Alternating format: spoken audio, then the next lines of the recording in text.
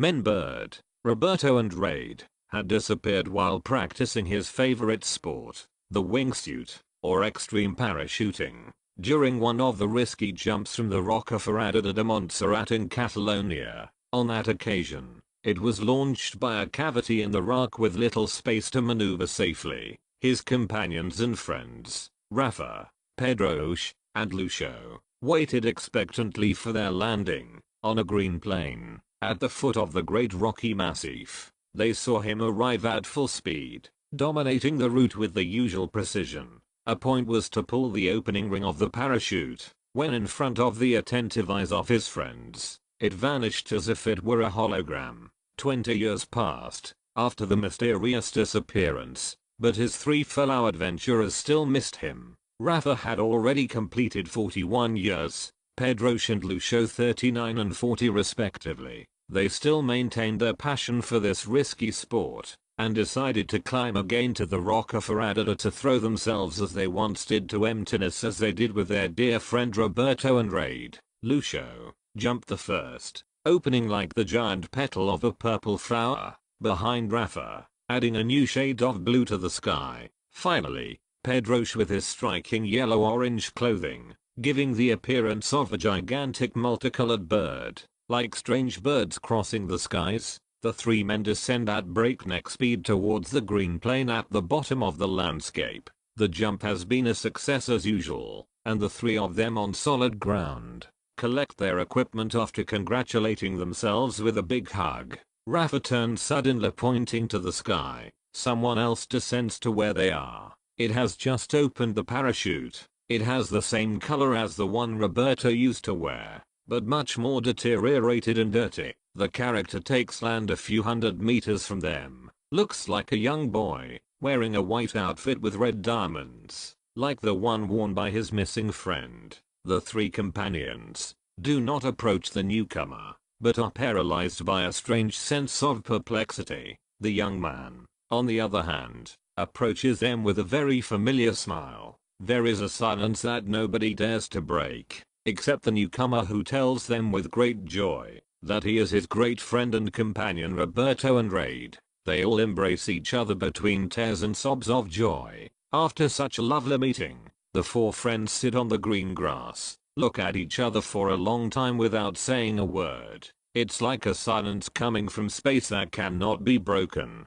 "I have incredible and wonderful things to tell you, companions," exclaims the still young Roberto, his face illuminated by a strange enthusiasm that penetrates through the eyes of his three friends. They remain attentive and eager for answers. Roberto begins to tell his story from the moment he disappeared into the air while his friends waited for him on the ground. "Just before pulling on the ring of my parachute, I felt absorbed by a kind of whirlwind, as if I were throwing a tornado into an empty space, without stars or stars. I felt in a nothing, external and internal, losing all notion of space and time. The time lapse could have been seconds or years. Suddenly I appeared in the middle of a strange foggy wind that kept me in suspense with all my equipment. It was fortunate that I had not thrown the parachute ring to the bottom, that if I had, the wind would have dragged me and hit me against the strange menhirs that rose all around me. They were gigantic monoliths eroded by the sand that dragged the strong wind,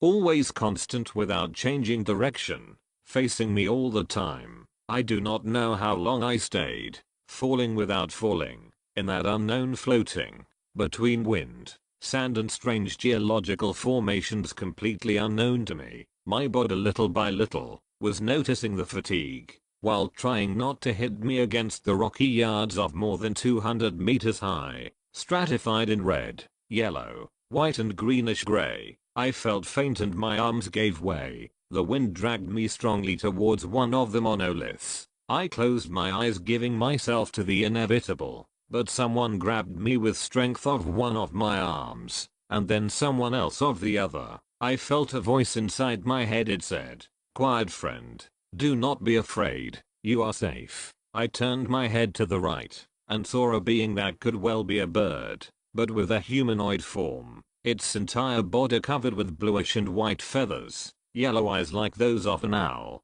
head equal in size to that of man, and with huge blue wings with yellow ends. Very beautiful beings and elegant appearance. I do not know as they did, but inexplicably, on the move, they took me somewhere, in the opposite direction of the wind. We began to gain height between the curtain of sand and air, and in the distance you could glimpse a rocky red monolith, of gigantic proportions, more than 1,000 meters high. The thickness was impossible to calculate, but it could have more than 350 meters. Where did you take me? I asked them from my own mind. They both received my mental waves, and they answered me that they would introduce me to Omniad, the main head of the second largest monolith in the area where the Yads live, a great family to which we belong. After avoiding the dangerous obstacles that were presented in the strange flight, with great skill, we finally reached our destination. We crossed through a large opening in the highest of the impossible geological formation. We continued the flight through caves of proportions gigantic, self-illuminated by millions of a kind of phosphorescent locusts that completely covered walls and vaults. We finally reached a kind of smooth platform similar to marble, where they deposited me. My two hosts folded their huge wings and sent me a telepathic wave with the suggestion that I follow them. I went ahead, and one on each side of me. They guided me through a long passageway of floors and walls polished like glass, at the end of which was a doorway finely decorated with beautifully polished rhinestones. The door opened before us, showing a huge room the size of a large theater. In the background I could see who could be the leader of the place. The enclosure, completely full of winged beings. It seems that they were waiting for me. The character made a sign with the hand claw, and my companions caught me and took me flying over all the crowd gathered there. Once before the president of the winged,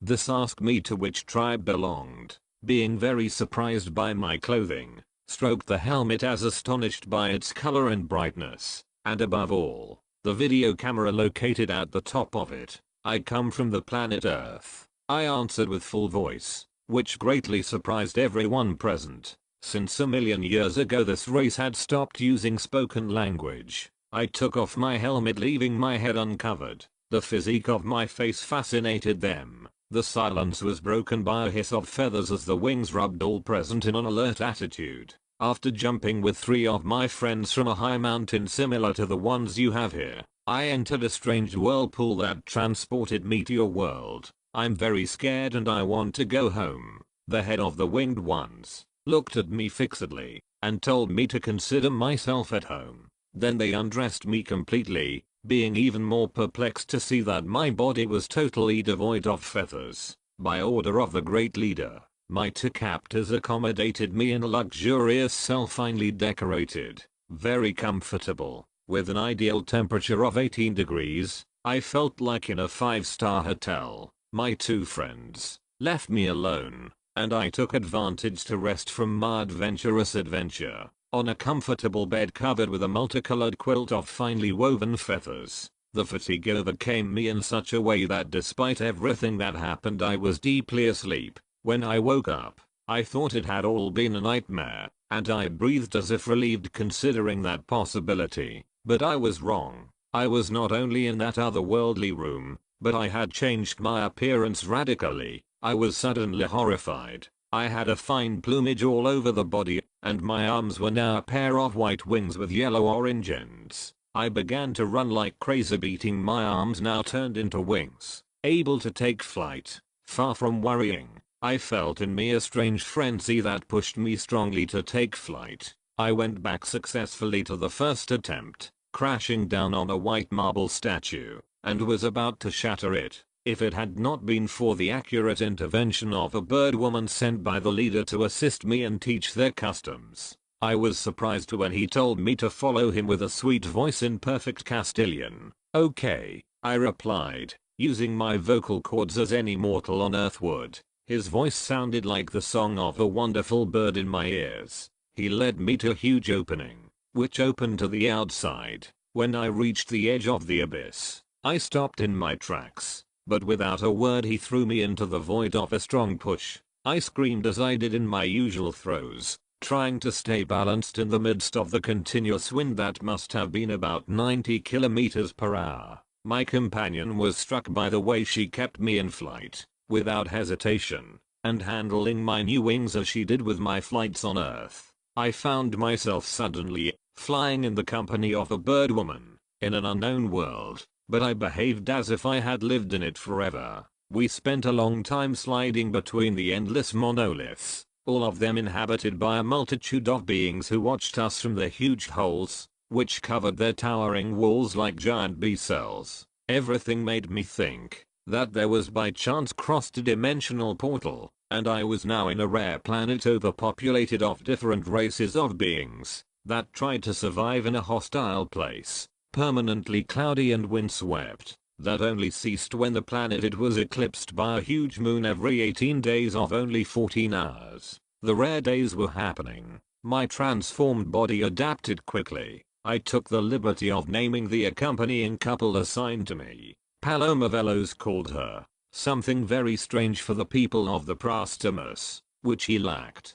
Time was not part of the lives of the inhabitants. Here lived an eternal and intense present. Survival was not easy in this world overpopulated by a multitude of species that devoured each other. Myself, on one of my flights, I was almost crushed by a hollow cylindrical creature, with thousands of sharp teeth all along its interior. Their victims were absorbed and torn apart as the predator turned. The bones came from behind, while the flesh was digested by the inner walls of the being. The Prostamitus loved the way he cooked the tasty blooms, a kind of lampreys, which used to parasitize the backs of some giant beings that floated in the wind. Everyone here, they were all food. It was very difficult to keep a fire with the strong currents that exist everywhere. Paloma Velos, my companion and teacher, taught me everything about the life of her people. I can say with certainty that I passed, according to my calculations, more than 50 years of the terrestrials,